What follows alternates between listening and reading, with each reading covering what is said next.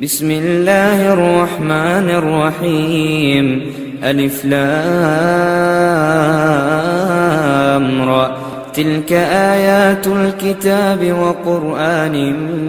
مبين ربما يود الذين كفروا لو كانوا مسلمين ذرهم يأكلوا ويتمتعوا ويلههم الأمل فسوف يعلمون. بسم الله الرحمن الرحيم الحمد لله رب العالمين وبعد. Bandu wa Allah abatulaba ku support Islam in Uganda production ya feno ekyagenda maaso n'okubeera nti nno ne baweereza bi kudratillahi subhanahu. Tusaba Allah agenda okutujjamu omwoyo gyaffe nga atusiimye ku ebyo byetukola mu kuweereza ku mpewo eno. Kakati twabaddeko mu kuwummulako era nga wetwogerera tukomyewo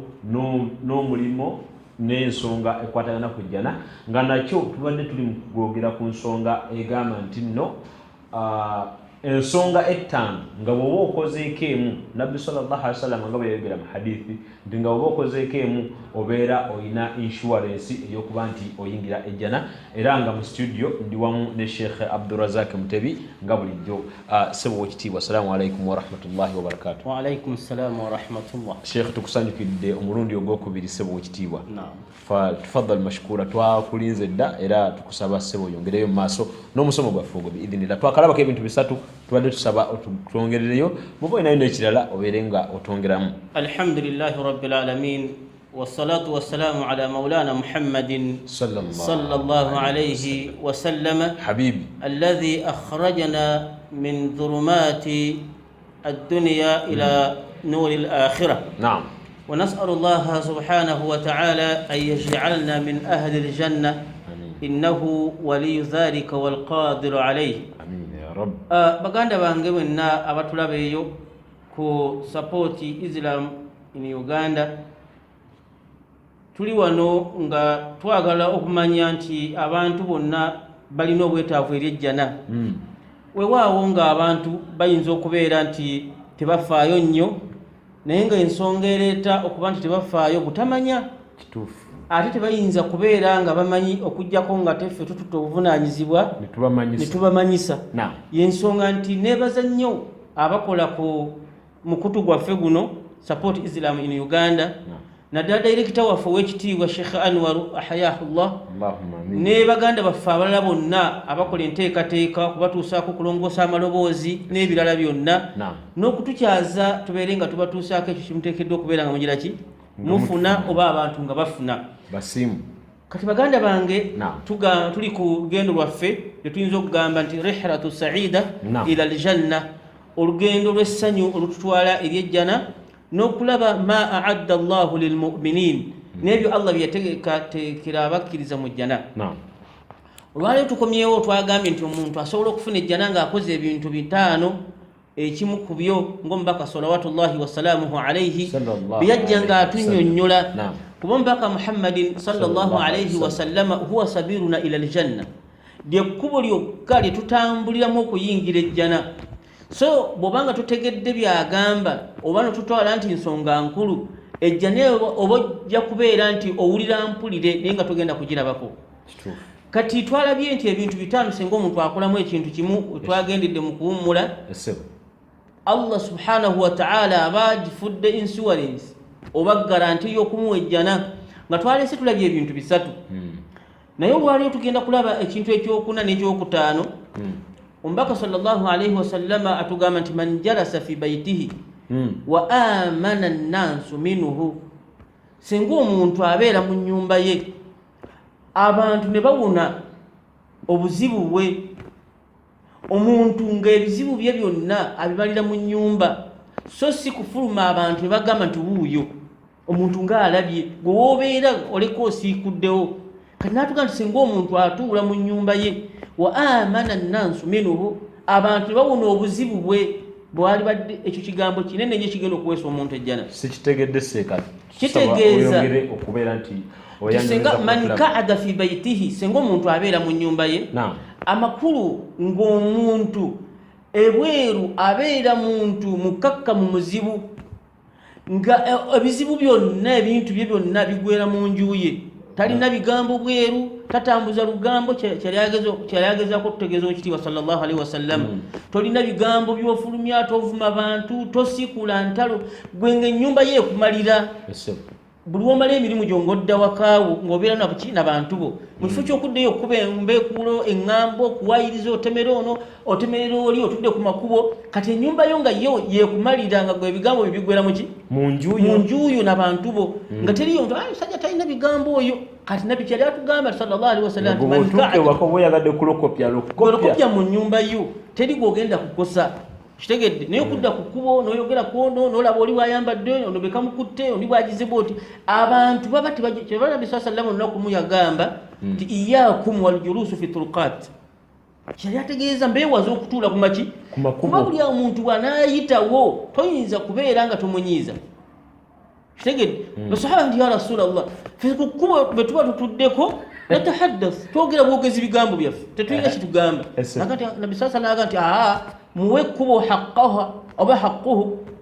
ekkubo muliwe haqqi wakati wama haqqu tariqa ya rasulallah ate tugiwe buvunaanyizibwa ki kitegedde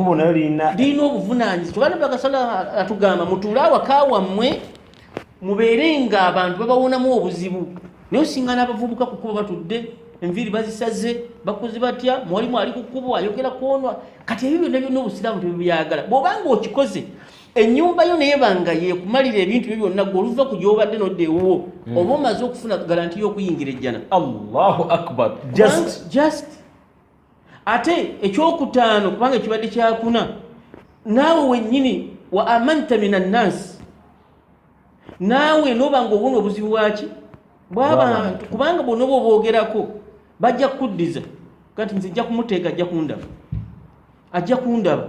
ne bakukubya amagi bakukubye naawe oba owonye ki obuzibu buli bantu kubanga wasize kati baga ogenda kungula otya tinja kumukuba ejjinja muleke nja mukuba essasi nja kukola ntya oba era enkonyogo ebifaanagana nja mukuba amagi kati ebyo byonna byonna oba obigize eki oba obibonye naawe n'owona abantu naye nga gwofuusa ensonga y'okutuula mu njuuyo just kuddawo gikomaweewo n'abantu bunyumya n'abantu bo kyova nti Aisha yali agamba nti kana nabiyyu sallallahu alaihi wasallam idha kharaja min baytihi la yatakallamu kaannahu la yatakallamu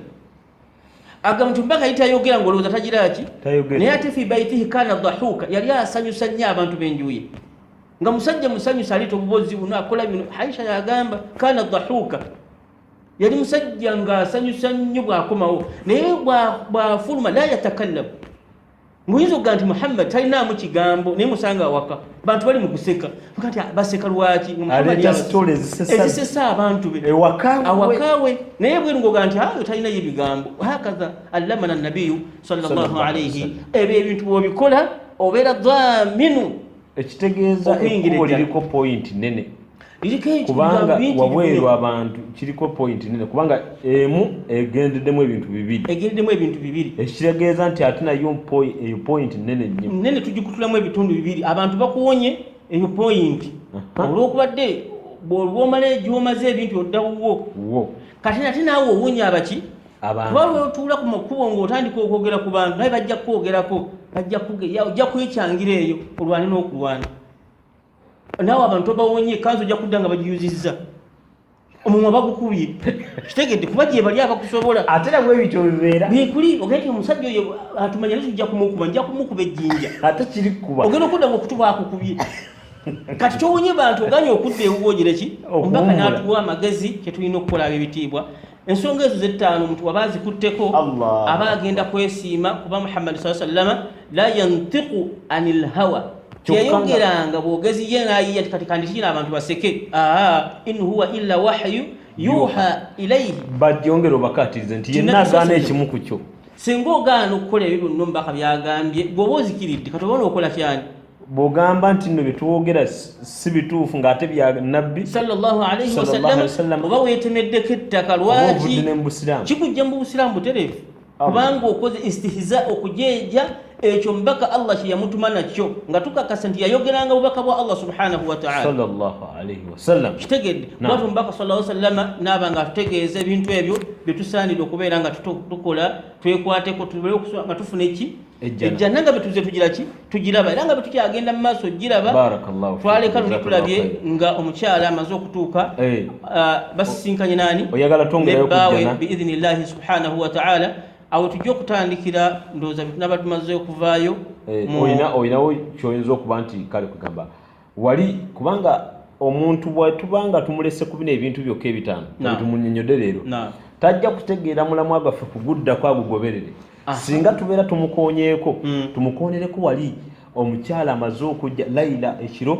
amaze okujja mu kiro ky'omujjana akugudde mu kafuba kiki ekiddako waliwo step eddako yonna oba awo bijja okukoma then tugenda ate ku bintu ebirala. Twalabye bulungi ikhwata al-iman wal aqida nti baganda bange mwenna abampuliriza bakyala n'abasajja twalabye bulungi omukyala engeri gyayanirizaamu bbaawe okuva kuno ku nsi nga awwalu marra gwe mulundi ogugenda okusooka otabe ku mukyala oli oba oli awo yabadde ataakulaba kubanga abadde ghaibu bintu bitasobola kulaba ko ffe kati bivudde mu ghaibu bifuuse nga mwenna mutandise okufaanagana ghaibu kitegeeza kyekintu kiba tutegeeza obutegeeza kyetamanyi naye nga tukikakasa nti gyekiri kati yabadde akulaba nga gutogeraki nga tomulaba kati olwaliro mwenna mwerabye akugamba nsewuwo nawe omugamba nti ki yakugamba nti nze ndiwo nawe omugamba nti oli wange kati laylatun ekiro ekyo mugenda kusisinkana togenda kukwata mu nsawo yo kujjayo ssente muwa si wakugula Allah agamba nti wazawajnahum bihuri l'in yagenda okuba tukwasa kati eno ku nsi tuwasanga bataata bebatuwa baki bakoddomi baffe baani naye Allah agamba nti wazawajnahum yagenda okukola omukolo yennyini abakutukwasa subhana kati bamaze okumukukwasa laylatun fil janna ekiro ekyo mugenda kufaanagana mutya ekiro ekyo kigenda kubeera saida jiddan kibasanyo litalinaako kunnyonnyola. Allah yatugamba nti ala al-araiki yanzurun araiki bungi bwa bitanda ebyo by'omujjana ekimu bakiyita arika kati kwe mugenda okusisinkana Allah yakikola nga kirina buli kimu kyonna buli kimu ogenda kisingana mu kitanda ekyo ebyokunywa byakwambala biki byonna biri omwo oli omwo mu kitanda ng'ate kinene kiyitirivu kitanda nsi namba oli kuli mwe mutambulira bw'otunulira ku kino bulaba kiri ala al-araiki yanzurun batunulira omwo bebaagala okulaba bali muli awo kinga kino ogudde mu ntebe ogudde mu kyo oli ku buliri kuli kitegedde kati ekiro ekyo kigenda kubeera kizibu nnyo. Allahu akbar omukyala agenda kusisinkana ogenda musisinkana jukira Allah yatugambye lam yatmisuhunna qablahum insu wala jan olwaliro gwogenda okutandika omukyala oyo omutegere nga Allah bwe yamutonda gwe wennyini ala bikiratiha oba abaganda bagiyita embuzi buli lwobeera naye yeeyongera bweyongezi kuddako ng'ate agamba nti naimun ŋŋonvu nzibu la damma fiha teriyo musaayi teriyo kiki wabula obugonvu obuzibu ennyo. Allah atutegeeza n'atugamba nti omukyalo oyo ayina kawaib aturaban wa kawaiban aturaban amabeere gali agalinga enkuma mu wanga ge twannyonnyodde gali aturaban amabeere amasongovu gagenda kukoona ku ggwe naye okukoonako gabanga amasannyalazi akoba kupiseemu omukka omupiira nga guweddemu omukka n'ogupikamu bw'ogenda okufaanagana okyamuke ayogera na simbo muli mu buliri akugambye nti gwe wange Allahu akbar nawe omugambye nti gwe wange naga nti mbadde nkukolera nti nange mbadde nkulinda ra'aytu yawma mura'ataka nalaba omukyala wo tuudhik ng'akunyiiza fakultu laha ne mugamba ntya qatalakillah ne mugamba Allah akutuwonye mu kikyala gwe tawanyira omusajja wange. Enkubiro ya hadisi egamba nti busemberedde ayufarikik agenda kwawukana kajje wange gwe mutawanyi mbadde nkulinda ng'omukyala akutawanya takukolera by'oyagala mbadde nkulinda wallahi oli wange olwaleero mu kiro ekyo saida ekissanyu epitirivu omukyala atunde ku musajja ng'obulungi bw'omusajja tebwogerekeka yeye nyini agira okkaaba amaziga alaba omusajja Allah mumuwadde gwe yamunaganyisa kuba nabo babalaganyisa abasajja b'okunsinga ba Allah bwe yatulaganyisa abakyala b'omujjana kati abadde akulinda istiqaaku obwetaavu obwe mulina wakati wo mubusisinkanye mbuli olwaleero ku bulungi obw'ekitalo omukyala bikira naawe bw'ofaanagana yagenda okusooka okukulaba nawe ogenda okusooka okumulaba araiki yanzurun muli ku bitanda byammwe mulya Allahu akbar munywa aina yashrabu biha ibadullahi yufajjirunaha oyagala kunywako nga osumulula ng'onywa mu kitanda omwe nnyini ensolo namumwezi omwo kitugendako insha Allah subhanahu wa ta'ala Allah yatugamba nti mathalul jannati allati wu'ida almuttaqun fiha anharun waliyo emigga min ma'in ghayri asinin amazzi gali tegasiikuuka so nga sifa y'amazzi kusiikuuka ne Allah agamba min ma'in ghayri asinin teri kusiikuuka si kyekyo kyokka Allah n'agamba nti waliyo anharu min labanin amatanga gamigga lam yataghayyaru ta'amu tegayinaamu kukyusa mpoma mpitirivu nobogalekawo emyaka gafudde abadan n'agamba nti wa anharu min khamrin razzati lisharibin omwengo omwomu omuzibu so gwokunsi kuno buli wokunyozibiriza olwokuba tegulina buwomu buli Allah subhanahu niye agati lazzati lisharibin naye bwonna osinga n'omusajja anywa walagi emimwa gyonna gyayerusidda osinga n'akabuto kazimbye kalinga akalina bbumi osinga amannyo gennyini nga galinga kino ekiwuka kigundi kino kinsomba byuma kati n'omutunuulya nga tomutege naye ng'anywa nguuli omutwe gutoniye akabuto yenna tomutunuulya mbw aliko mwenge bwasika obusiso ga nti agenda kufa naye Allah subhanahu wa ta'ala hadhihi hiya aljanna allati a'addaha Allah subhanahu wa ta'ala yagamba lazzatu lisharibin abantu bagenda kuwoomerwa naye nga mugga lwaki mugga so sigamba nti kacupa naye migga gya mwengonywe wa asali musaffa n'omubisi omuyitirivu Allahu akbar nas'al Allah jalla wa ala an yaj'alna min ahli aljanna وجزاكم الله خيرا والسلام عليكم ورحمة الله وبركاته يا من أجبت دعاء نوح فانتصر